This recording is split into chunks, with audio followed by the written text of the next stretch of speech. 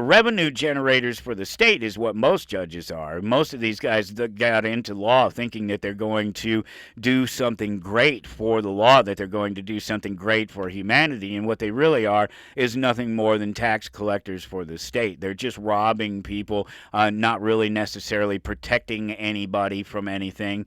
There are limited judges that do, and even within that, what they do is very limiting in its ability. We just had this conversation last week talking about whether or not government protects you. Obviously, it doesn't. We are living in an artificially induced state of consciousness that resembles sleep. The poor and the underclass are growing.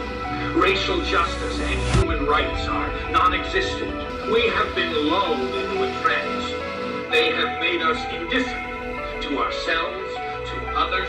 We are focused only on our own gain. That is their primary method of survival. Keep us asleep, keep us selfish, keep us sedated. You're listening to Toward Anarchy on the Republic Broadcasting Network. Here's your host, Michael Storm.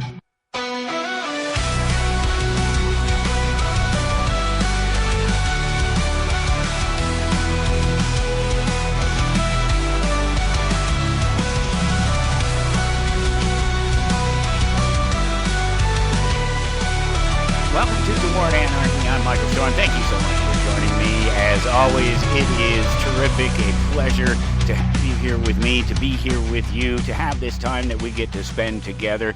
It's definitely healing for me. It is definitely a benefit for me, and it must be a benefit for at least some of you out there, because so many of you keep coming back every time for the new episodes, and I truly appreciate that. It is, again, my pleasure to be here and to hang out with you, and there's too much to talk about today to even begin to start, so you just have to pick a point and dive in, and so we will do that here in just a moment.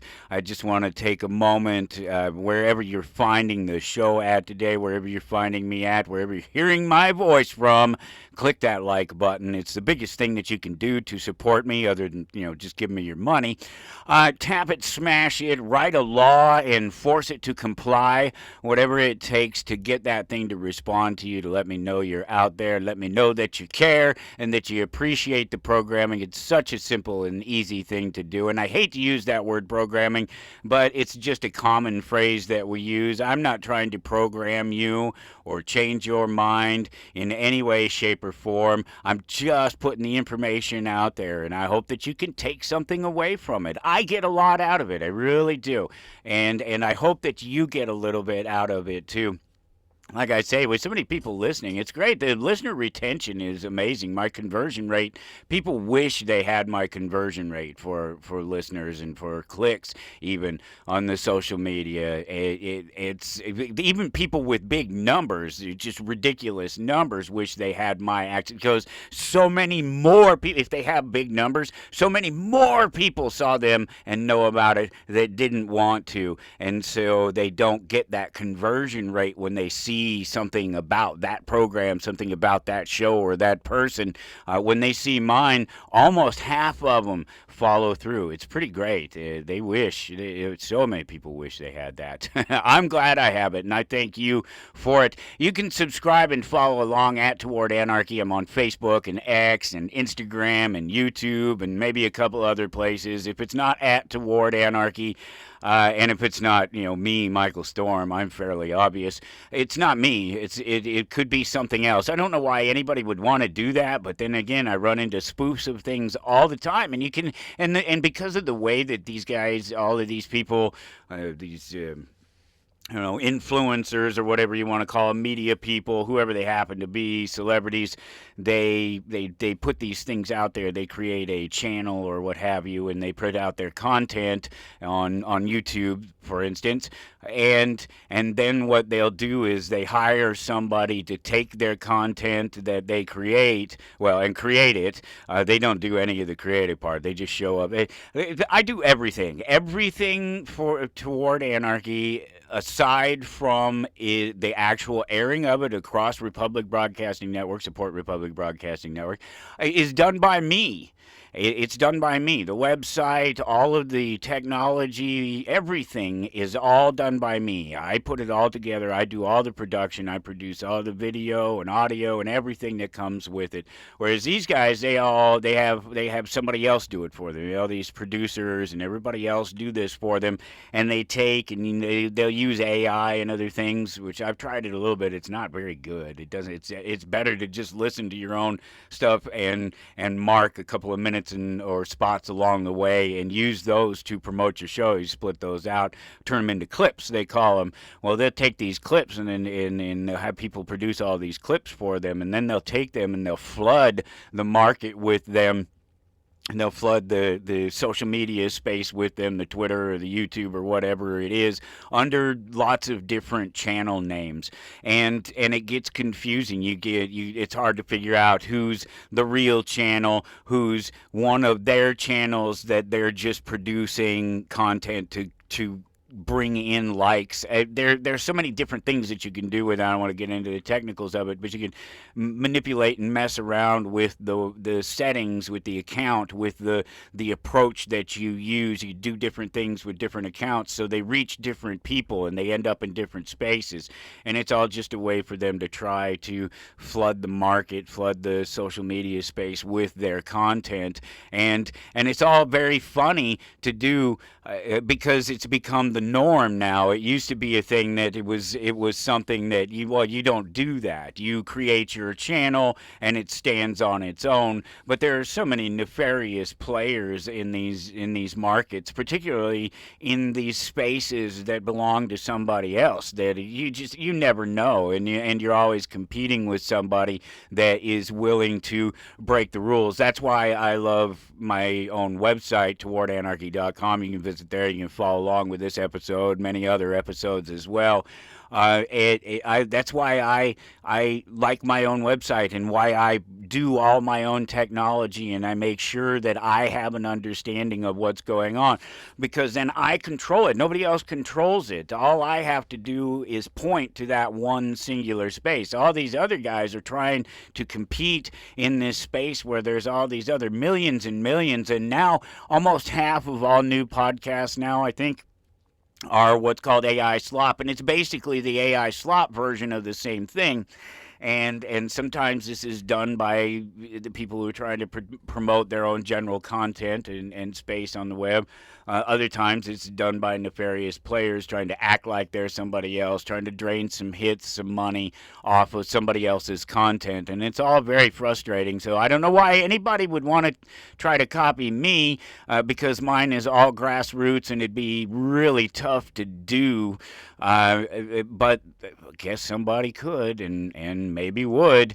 At Toward Anarchy, that's where I'm at. And if you're ever in Topeka, Kansas, that's where I'm really at. If you're ever here, stop by Amazing Fantasies. That's my comic book shop here, and say hi. Let me know that you're out there, that you heard of me. I've had people call, and I've had people send me comic books and ask me about collections and things like that. But if you're ever around, stop in and say hi. Buy a comic book from me. That'd be kind of cool.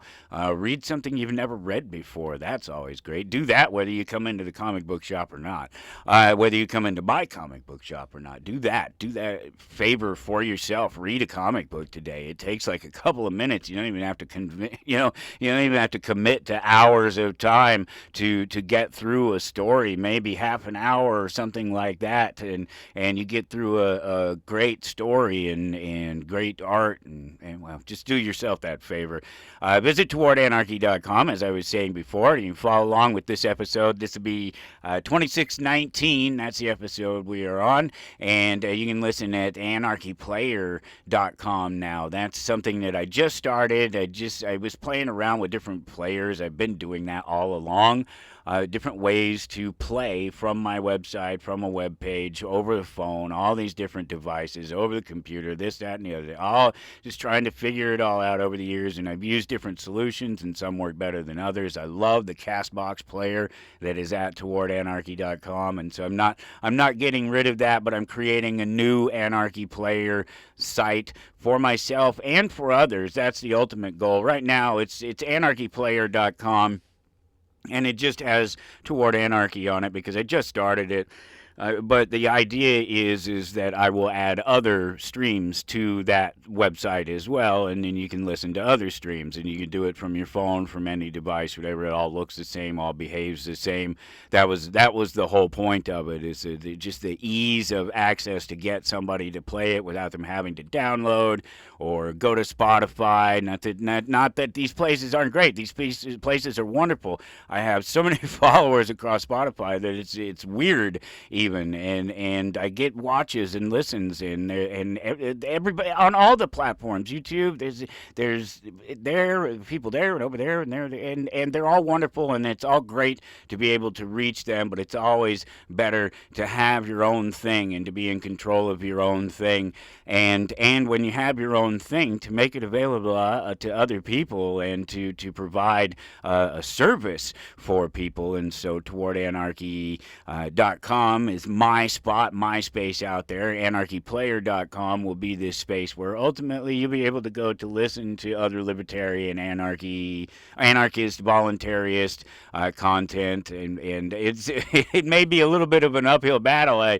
I've figured, because I was asking somebody just the other day in relation to the anarchyplayer.com, in talking about, asking about, well, do you have a RSS feed? Do you have a feed for your show, for the stuff that you're recording? Are you putting stuff out and making it available across a feed? And I had more than one person actually asking about it, say something along the lines of, yeah, 20 years ago I had one, or some silliness like that. And it just makes me laugh, because they're trying to suggest that it's an old, outdated method of delivering content. It's literally the method of delivering content across this digital universe that we live in.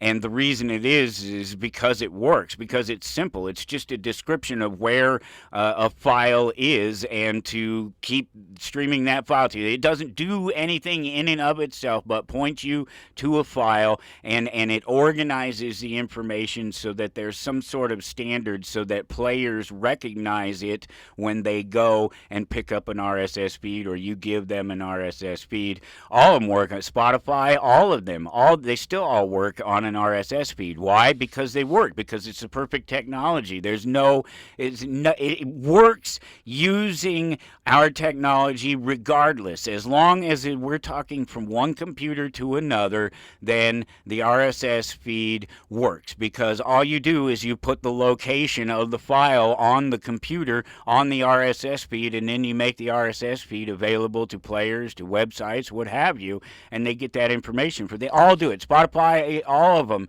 it's all RSS feed. Even YouTube has an RSS feed. They went out of their way to create one for the podcast, because podcasts were so big, and there's so many more of them that are just this conversation where you don't see me. There's nothing to see here. I'm just sitting in a studio. There's some interesting comic books and things on display back behind me, but you can't really see them. And why would you be looking at those when you're trying to listen to the show and pay attention to what is being said? So it just makes sense for them to provide that RSS feed where most people are providing and control it. That's the thing about it. I host many other people make their own. They make their RSS feed, and they host their stuff on somebody else's space, and they use somebody else's tools to create their websites. They don't have an understanding of how they would create the website themselves, how they would host the website themselves, how they would serve up these things by certain files and certain means. They don't have any of this, so they rely on other people to do it, and they have to pay them a lot of money to do it. And if it's not successful, or if it's not monetized, they're just out that money. It's just gone, and the people who did it don't care, because it's not about what they're doing for you. It's about the content. Well, I have the content covered. That's a piece of cake. So how hard is it then to just go and pick up a little bit of the technology and try to figure out? I bring this up for a reason, not just to talk about what I'm doing. I bring it up for a reason because there's still this misunderstanding about technology across the board. Most people don't understand what the technology is, and they don't understand how to fully utilize it, and that's not good for a highly technology centric world. There's nothing good about not knowing why or how technology works and how to interact with it and use it, and to be afraid of it. The AI fears, that's so core right now. In fact, it was just before I was getting ready for to record the show here, I looked through the news, check out some headlines, see if anything interesting going on right at the moment, because I'm always trying to just be as current as possible without being overly obsessive about it being live and happening real time right now. Otherwise, it's not worth commenting about, because there's a lot of people that are trying to do that. Stay on the live, stay on the story side of it. No. I'm just trying to give you something that you can take home, a message, an idea, something like that. And the easiest way for me to do that is to be in control of that message and to put it out there for everyone. And I think anyone could learn something from that. That's the only reason that I talk about it like that. But also, the idea is to make the technology friendly, right? It's to make it so that people, I talk in some regards to an audience that doesn't know technology, because they didn't necessarily grow up with it. They're a little bit older than it, or they never got involved in it because they're not necessarily office people. They're not necessarily video game people or website people or Facebook people. They just never had cause really to use computers, and there's a lot of people out there like that. But I don't want them to be afraid of the technology, especially when we're talking about the fear that drives so much of the information that is out there. And of course, with technology at the center of everything, there's going to be fear about the technology and about what it can do and about what you can do with it, or worse, what it can do to you. And AI is this existential threat. This was just a couple of hours ago a headline. I didn't catch who it was. It might have been USA Today or Politico or something like that. It could have been anybody. But the gist of the message was, the headline was that AI is an existential threat, and that doesn't make any sense to me, because it does. How is AI? First of all, AI isn't AI. AI is not, while it's artificial, it's not intelligent, right? And I have a great article for you that I'll share. It's from the Dispatch. And I'll share that at towardanarchy.com, episode 2619. That link will be up there. I haven't been doing that. I haven't been sharing a lot of links. It's just a bit about the ideas. But I just want... It's one thing for people to hear me talking about it, and they don't know me. They don't know who I am. They don't understand how many years I've been doing technology, that I was the computer whiz kid, back before most people even knew what a computer was. I helped my uncle build computers because you had to build your computers before there were commercial computers. You had to build them yourself. So I've had all of this experience with these things, but it's another thing for, I don't know, respected people, authority, whatever. It's something that somebody respects outside of just commentary. I get it. I don't ever ask you to believe me, what I say, and if I do, it's very clear. It must be something very specific about what I'm thinking, what my opinion is of something, as opposed to maybe something factually based. So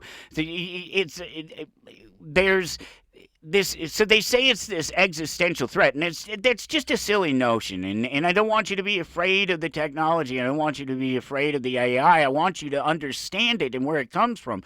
And where it comes from is manipulation and control. That's where it comes from. It's control of information. It is control of people. It's emotional control. That's one of the problems with AI. And of course, they're trying to sue these companies now because AI is driving people crazy. I get the Nixon quote thing going on there. It's driving people crazy, and they're doing bad things to themselves, generally speaking, because AI is fairly sycophantic, because it is programmed. It is developed to be nice to you and be friendly with you and to interact with you as if it were, if you could trust it. And that's the problem with AI. That's the problem that you need to realize about AI, is that it's controlled, that it's manipulated, so that you have to take it all with a grain of salt. But the AI itself, you don't need to be afraid of it as an existential threat. It in and of itself is not a harm. The tool, the technology itself is not any harm to humanity, to our existence, because it calls something an existential threat, a crisis, what have you. That's to say that the threat is something that causes us to reflect on our own humanity, because that's what existential means. Existential just means that it has to do with our existence, and an existential threat or crisis is something that supposedly threatens our existence, but that's really more about humanity looking at itself in the direction it's headed. So there's nothing wrong with that. There's nothing wrong with that idea at all. All of us, stopping and taking a moment to reflect and see if there's anything important that we might be missing about this reality. But there's nothing inherently wrong with AI apart from, well, the fact that it's controlled again, but that's all information. Just realize that all information is controlled. Even what you're hearing from me is controlled, because I'm limited into what information I can find. I'm limited into what information I know. I obviously can't know what I don't know. So it comes with my filter.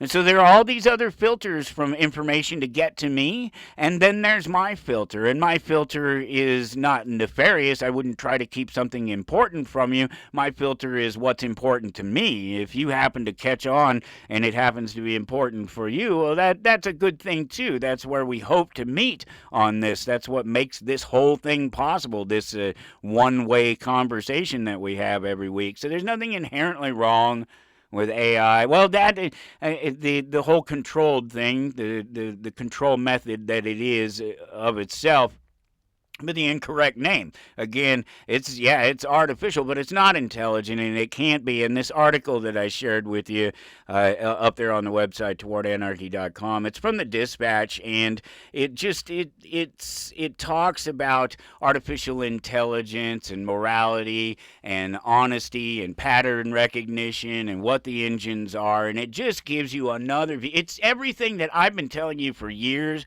what AI is, but it's just somebody else saying it, and I just love the way that they put it, and so I made a point to share it with you. So that's up there. It's episode 2619 if you're looking for it. Just a couple other thoughts, and then I'm going to get into ultimately what will be an anarchist audit of defensive voting, the idea of defensive voting. So we'll get into that here in just a minute. But there was just a couple other headlines that popped up while I was doing prep for the show today. And this one was from the USA Today, speaking of USA Today and Politico. I said them because it could have been one of them, because those were places that I was looking just before the show where the information was. USA, I couldn't find the link again when I went back to go find it. I was just click, and oops, wait. No, go back. No, oh, where did you go? What do you do? Whatever. USA Today, just a couple of hours ago, in fact, Democrats are losing on redistricting. This matters because it was talking about, I'm going to do an anarchist audit of defensive voting, right? So it's in the press, this whole redistricting thing. If you haven't been paying any attention, it is. And I pay very little attention, and I noticed. So hopefully you're paying at least a little bit of attention, and you know these things are going on, and you understand what they are, because that's to be part of the argument here coming up. Texas Supreme Court rejects bid to oust House Democrats who fled state over what? Redistricting. Yeah, you remember that whole thing. That was on Politico just a couple hours ago. And those things are important to the defensive voting idea, because they're examples of manipulation of voting and democracy in and of itself that exist. It is the example, one of the big examples, the redistricting thing, how the party in power seems to be able to have this ability to manipulate the shape of political districts, political blocks and voting blocks, for their own benefit to try to keep themselves in power. That seems fundamentally wrong in any place where you and I and everybody else are supposed to have a say in the things that are and the people that rule over us and the decisions that are made. If we're supposed to have any say in these things, redistricting sounds problematic. I like that word. That's a good word. Problematic. We'll just leave it at that. And then just one other thought, because all of a sudden Kimmel and Colbert and everybody's getting fired, or if people are, I don't know. I don't keep up with it enough. I just know that there's all this back and forth, there's hate, and I think Luke Skywalker posted a image of a dead Donald Trump the other day, and it's just all a whole bunch of silliness and nonsense. But Colbert lost his job, and some people say it's political, some say it's because of the president, some people are saying that it's just in general the political climate that we live in that's caused it to happen, and there's all these different excuses for it, and most of them not just the very obvious thing, and that a lot of the people that are upset about the Colbert thing should be concerned about it, the Jimmy Kimmels and well, I guess maybe not David Letterman himself. I don't know. Is David Letterman back on TV? I heard something like that maybe he was coming back. I don't know, or maybe he was just a guest, and maybe that's what it was. I don't know what it was, but it was something about David Letterman. And of course, he had something to say about the Colbert thing too, and he blames it on the political climate, and he blames CBS, and he thinks that they're wrong for firing him. And of course, he knows nothing about it. He has no clue. He has no clue what's going on the inside of that. He doesn't know what the numbers are, what the facts are. But it should be fairly obvious even to him, as he's moved on from TV to Netflix and to the internet. He has a big YouTube channel, and of course he has the Netflix show that's been running the it's the phrase that he used to say. Sorry, I don't watch TV. I watch television shows, but I don't watch TV, stuff like that. I've never, certainly not on any regular basis. I know who these people are, and I know what they do. And he had some saying that he always said, something without, this person doesn't need any introduction or something like that. But at any rate, he's been on Netflix for a while, and so he's off of the TV model. He's off of the commercial television model, and Colbert was not. Neither is what's his face. Any of them that are complaining about it, thinking of Kimmel or somebody like that, but they're all in this commercial television space still. They're all still in commercial television. Even if they're on cable television, they're still in commercial television. Even if they're on cable news, was the other one. I can picture him, but I can't think of his name. Again, sorry, I just don't watch these guys. I just think it's funny, though, that something like the Colbert going away is being blamed on the politics. It's being blamed on manipulations and not just the results, when the fact is that TV it's a dead medium. It's a dead industry, and that it's just sort of hanging on and clinging on to its existence, and people should be moving away from it, because it doesn't give you the freedom to do it when you want to. You're still left with this idea that you have to watch things when they're on, and there are still some people that do that, but it's a very small audience, and the audience continues to dwindle, and they've been warned about this for years. They knew that it was going to go this way, and they haven't changed their model. They haven't moved away from the commercials, and they haven't moved away, or they haven't minimized the commercials, and there's going to be a big reason for that. The core reason is that it's free, that they don't really have an ability to charge for it. The cable networks do, and they could if they wanted to, but those are the ones that can do, the HBOs and such, but the news organizations, these are the ones that we're really talking about here, right? The opinion people.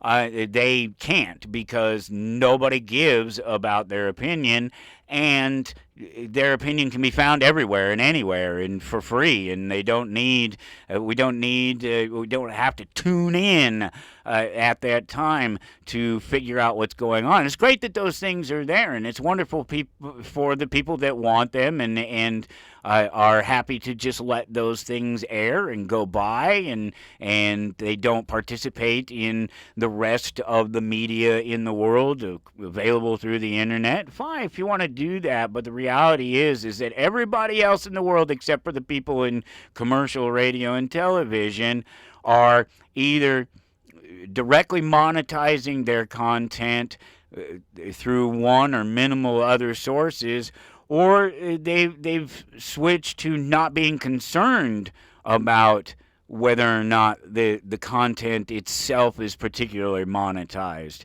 And there's so many different ways to go about these things these days, but it's just funny to blame the politics on just changing technology and changing times and changing views, the way people view the way their information is delivered to them. People don't sit around and wait for their information to come to them anymore. The information is out there and they go and get it, or they specifically tell some technology to bring it to them. Bring me that information. I don't want to wait for it. I'm not trying to watch it when it's on. Just bring me it when I'm ready for it. It's on demand. It's at my fingertip.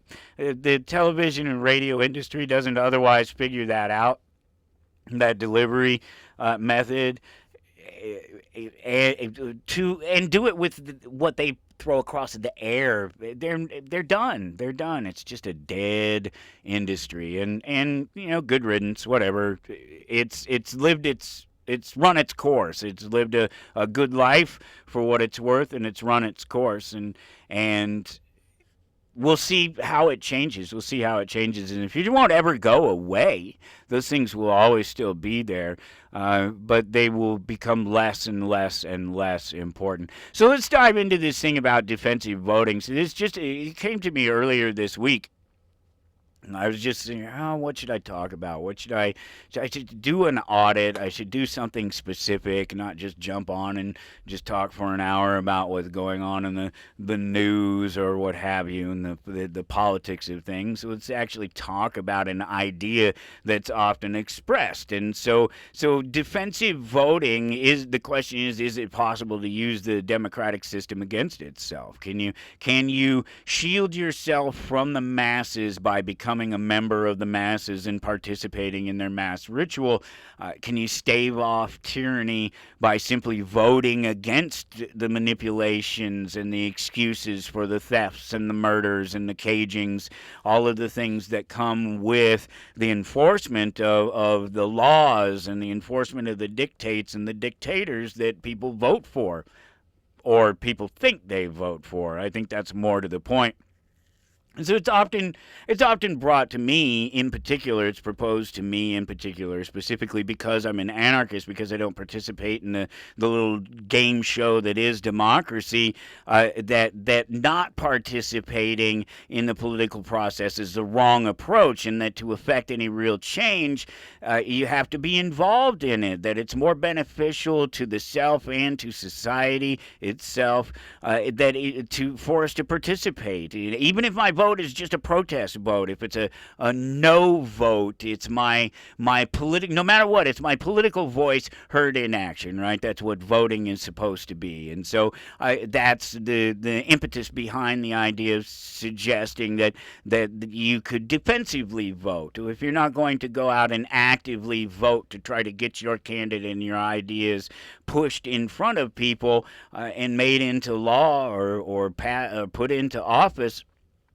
that you could vote against it, and that you could try to counter what they're doing with this magical tool that is your vote. And so right away in this whole conversation, I can say anecdotally, obviously, if it's just me and my experience, it's anecdotal, but I think it's a relatively familiar experience to a lot of people if they stop and think about it in general. The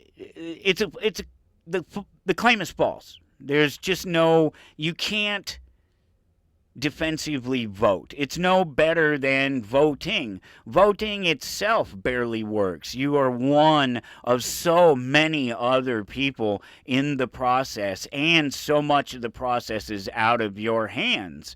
I think the claim is false, but just to stick to anecdotally, my own experience in my own life, I participated in an election or two, quite literally, just a couple of them, but with the intent specifically of voting against the power structure itself, to not give it any more power than it already has. If possible, take it away. I don't know. You had to participate in the system to see if that's even possible. And so, I participate with that intent. Vote against the power structure, and further with the intent of understanding that the whole so-called grassroots movement, that grassroots process of voting and getting somebody elected and participating in the process itself. I was a delegate in 2012, and so I got to see the process from the inside, at least as far as electing people. The electing, the sort of voting for laws and things like that. We'll get into that, but the people part of it to begin with first. The people that are supposedly in control, the ones that create the laws, that create the bills, that become the laws, that go through all the processes that we'll talk about here in a minute. I was a delegate, and I got to see that process.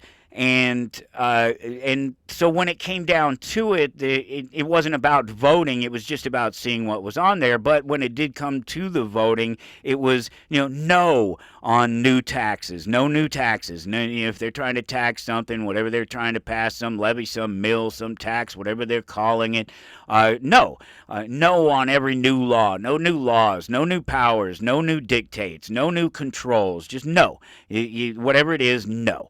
No, specifically to judge retention. That's a big thing. The judges sit on the benches too long. They're appointed or otherwise elected to their position, and they sit there because there's little or no offering to replace them, and they become, the longer they're in the system, if they're not already completely absorbed by the system and totally about law and order and just the dictate of society and the law as opposed to dealing with humans and problems, they're stuck. They're in it. They're going to be. They're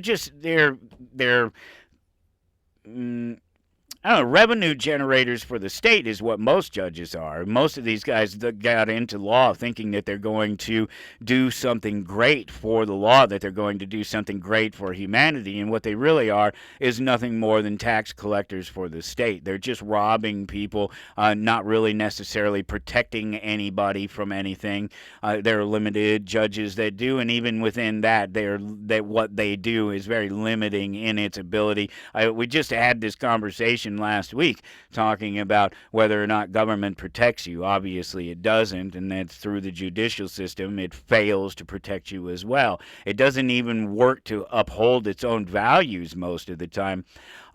So when it came to voting for people, I just didn't vote for them, or I just threw a freebie, but no less heartfelt, to a libertarian, somebody like this. Somebody who's not going to win.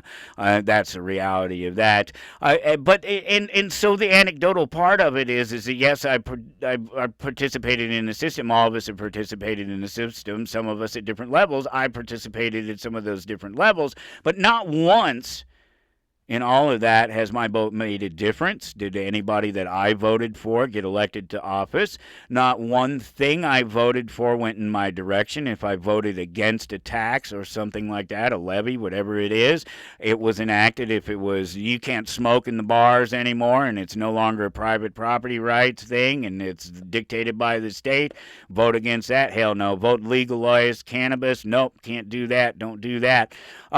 So none of these things have ever gone my direction. Not one person I ever voted for was elected. No vote I ever participated in ever made any difference. And when you start to analyze even deeper, you realize that it never could have. So let's look at the idea of defensive voting. If we're going to determine if defensive voting is even possible, we have to know what voting is, right? What the voting process is and who we're voting for and what we're voting for and why we're voting for them. And so obviously, that very fact alone is enough to disqualify almost everyone in the population. If it were a requirement that people actually know how the voting process works, they would be disqualified. They would be out. They would not be able to, because it's not about just the act of voting itself. But I'm not here to prove that voting is done by ignorant, self-involved people. That's pretty self-evident. I really believe that. It absolutely is.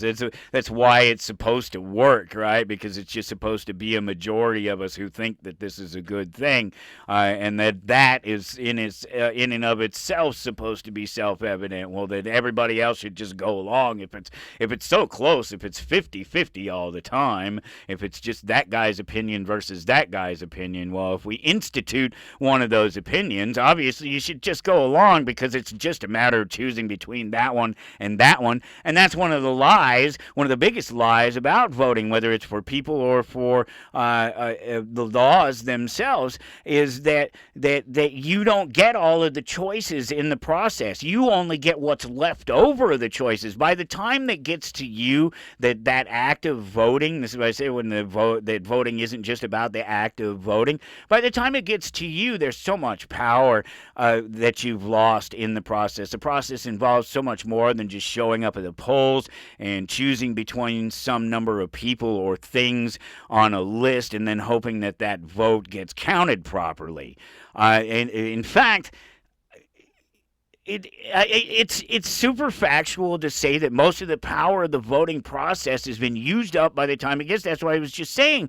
By the time it gets to you to vote for anything or anyone, that most of that power is gone, because most of the things or people that you could have voted for, all of the other ideas that could be in and around the one that's surviving to be voted for, have been eliminated. There's none of those choices are yours to make. They were never yours to make to begin with. Somebody saw a problem, hopefully, maybe, somewhere. Somebody's constituent saw a problem and said, hey, Mr. Lawmaker, this is a problem. Do something about it.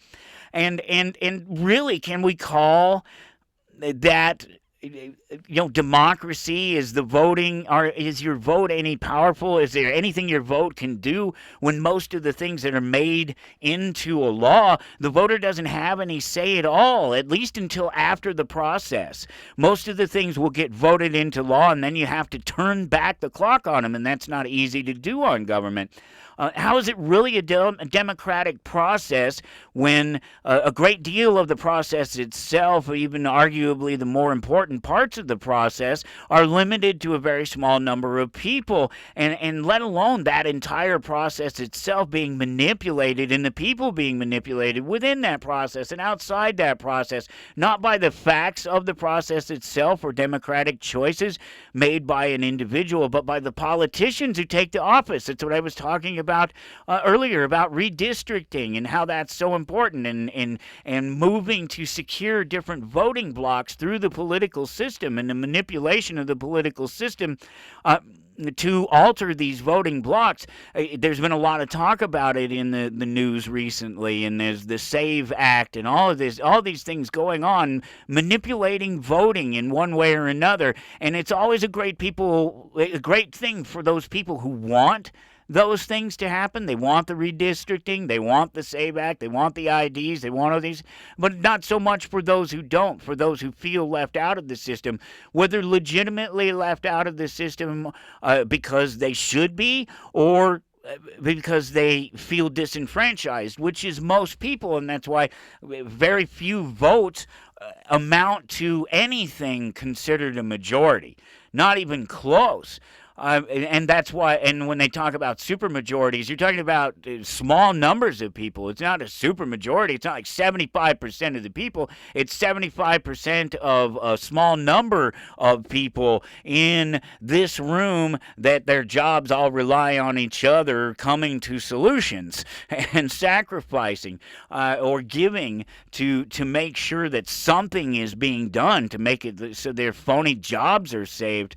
I knew there was this thing it was a post that I saw. I knew that I should save it for some reason. I didn't know exactly why at the time. I saved it. It was a long time ago. It was months ago. It just sounded somewhat important. It's certainly to people who think that democracy is about voting, or that it's even important at all, because so much of it is not about the voting. The voting is the last part of what you get to do in your democracy. Specifically regarding sort of entry into the political process, into the political system from the outside. You're not already in it, and like a third party, in fact, which all of us are if we're not in it. If you're not already in the political system, you're just a third party, and you have to adopt one of those parties and hope that they give you one of those major parties and hope that they give you some support, and then you can proceed in your candidacy in your political career, or you're a third party entirely on the outside. And in the state of Georgia, this is just one example, and this was just one gentleman talking about it and how hard it was. More than $5,200 in fees just to register to be a candidate. And then on top of that, I mean, that's a lot of money. 4 months to collect more than 28,000 signatures from registered voters in that person's district, just so they can earn the right to appear on the ballot. So they haven't even made it to the ballot yet. And then that's even restricted. So this is crazy. So these 28,000 plus signatures that they need to earn the right to be on the ballot are no more than 10 signatures per page. Every single sheet must be individually notarized. It is not notarized as, this is a good thing, right, if you're trying to count votes, but we don't count votes. We count constituency. We count voting blocks. We count the college votes. We don't count our own votes. That's part of the lie. Your vote doesn't count for anything. Your vote, most times, there are some places where it's a little bit different and your vote counts. It's certainly, as you get closer and closer to the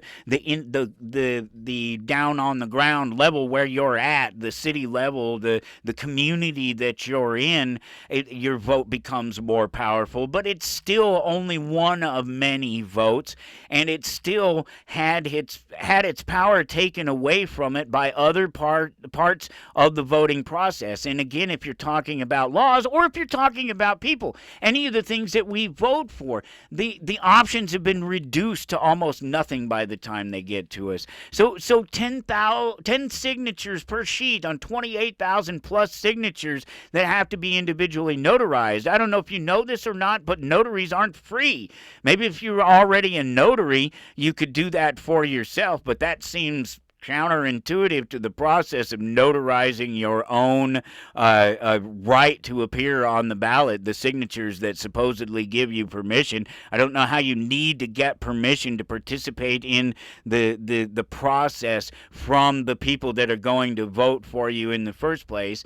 It's all about reducing the number of people who choose who gets to participate, either in terms of those individuals that are running for candidacy, or choosing the laws that are put forth by those people that have been chosen for candidate. And that's just one example of many and other various entries into the political process itself, and where the individual loses power in the voting process. It's not just the person that's trying to run for office, but anybody that would have supported that person and their ideas who can't get into the process because it's monetarily prohibitive, because it's all of these, it's restrictive for whatever reasons, and maybe some of them good. I'm not talking about that. I'm just talking about the totality of the barriers of the process of voting, let alone of defensive voting.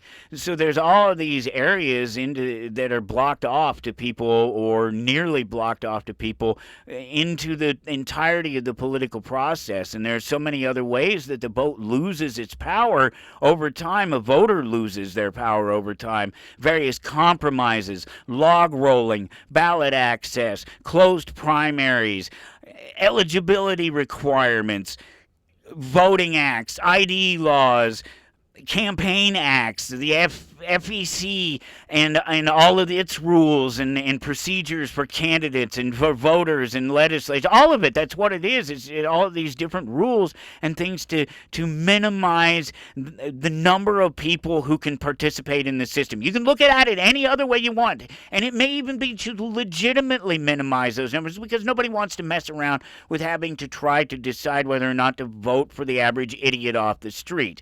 We don't have the time. Again, most of us would already be discounted from being able to vote if you had to know about the voting process to vote, almost everybody be disqualified from it, especially if you're talking about getting into the details. And now if you want to talk about voting for a law, that's hardly any different in the complexity. In fact, it's a lot worse.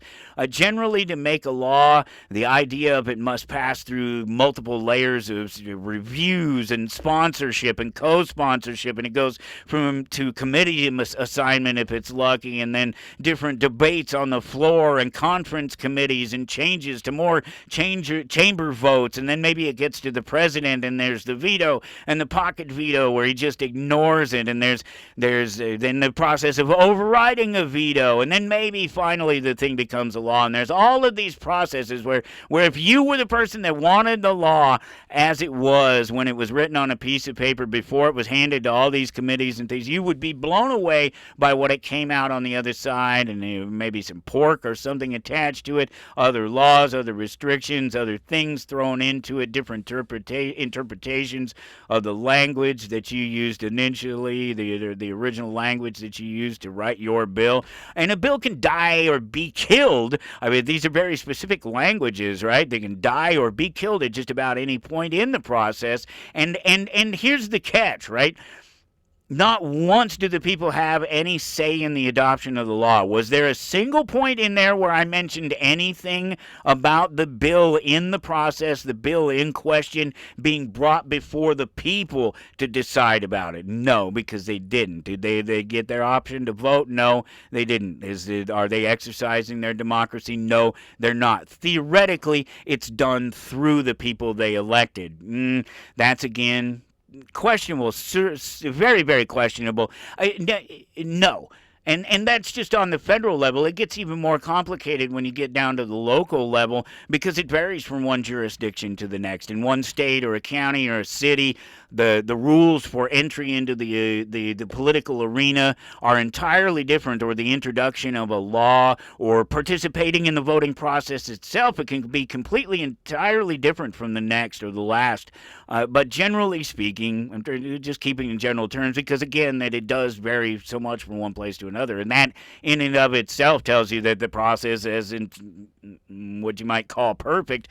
Generally speaking, to become a law, there has to be a need for a law. Somebody must recognize it, or it's fabricated. It's fabricated. Then it gets researched, and some bill gets drafted, some idea gets drafted, and then you make a public notice about it, and then if the process goes this way, then people are brought in to the public hearing, and then of course, what does that mean? Public notice. They post it in a place where the public could see it. They don't give it to the public and tell them. It's not like they go at certain times. And certainly in the past, maybe not so much anymore now where it's all digital and it's on you to go and figure it out. There were resources. They'd mail you something. There'd be ballot information and voting information and information about the people and the judges. But that's going away more and more. That's online, and you're expected to know this. And so with the things being different from one place to another, going through all of these different processes, and then maybe it gets to a public hearing where finally somebody gets, it's us, we, the people, finally get some say if we knew that the meeting was happening, if they let us in the meeting, if there's enough room, if we're legal, if we're white, if we're male, there's so many restrictions, if we're over the age of whatever, so many restrictions, so many things in the way. Maybe you get it in front of that public hearing. Then you get faced with this other phenomenon. This is something that I've talked about before in the past because it's such a nefarious thing. But it speaks to the entire idea of being able to vote across the board, whether it's voting for people or voting for ideas or defensively voting. And that's the Delphi technique. That's where all the options, I kind of already mentioned this already, because this is what happens. By the time it gets to you to vote, your options have already been reduced. But the Delphi technique is very specific, and it works on this sort of small local level, because what happens is all these people, the committee, the mayor, they've come together and they've come up with a plan to fix a thing or to do a thing, and well, there's a counter plan, and maybe there are all these other ideas and plans and all these other things that we could do, including just not doing it. But that's not an option.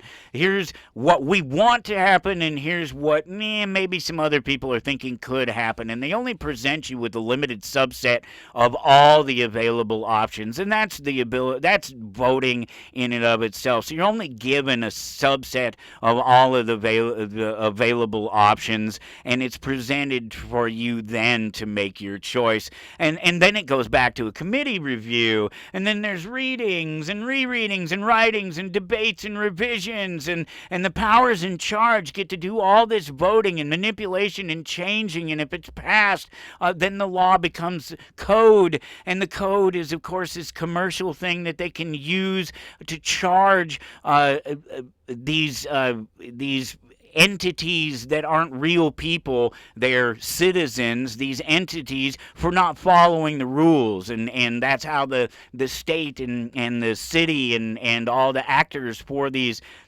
groups make their money. And then maybe it can be, ultimately passed by the state and the state actors, and then maybe ratified and published, but finally published and made for publication to where everybody can find it and look up the information. But then the gang members, and I'm running out of time, unfortunately, but I think the core of this is in there, and it's in where it's supposed to be, and makes the point that defensive voting just isn't a real thing. It doesn't really work.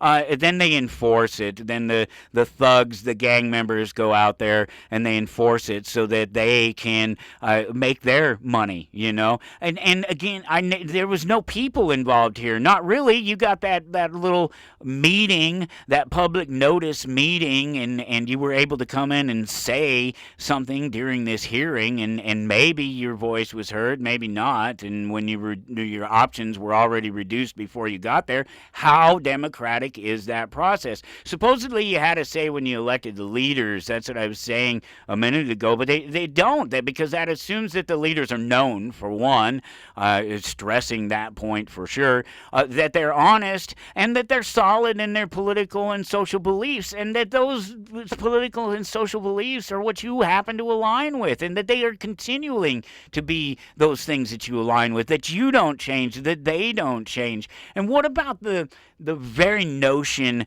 because this is what it has to come down to, the voters having a say themselves. Well, these laws, these things, these people that get elected after all the other options have been taken away, after you're given a minimal subset of options, and then after they're enacted, you can do ballot initiatives, where some states and places allow the citizens to propose new laws through the system. But there's always somebody along the way, some legislature or somebody that can say, no, we're not going to do it. The governor can veto it or whatever. It's happened here in Kansas a lot with cannabis regulations.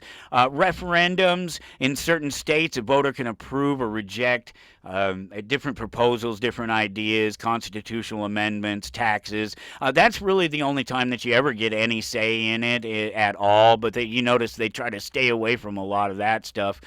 Public petitions, where you can petition to have a law changed or removed or something. Some of this there's direct democracy, but there's not really. Your vote, your individual vote, really doesn't matter and isn't counted for a lot of things.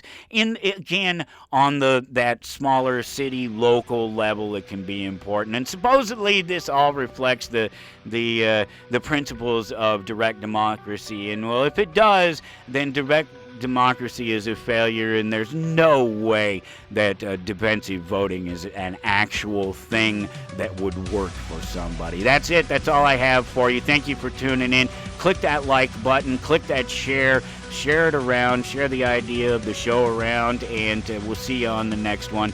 Take care. If you're on the network, stick around for a great conversation. 2 peas in a pod. All voters are the same. Simple-minded fools who think their vote makes a difference. The system's broke, Hank. The election baby has peed in the bathwater. You gotta throw them both out. You're listening to Toward Anarchy.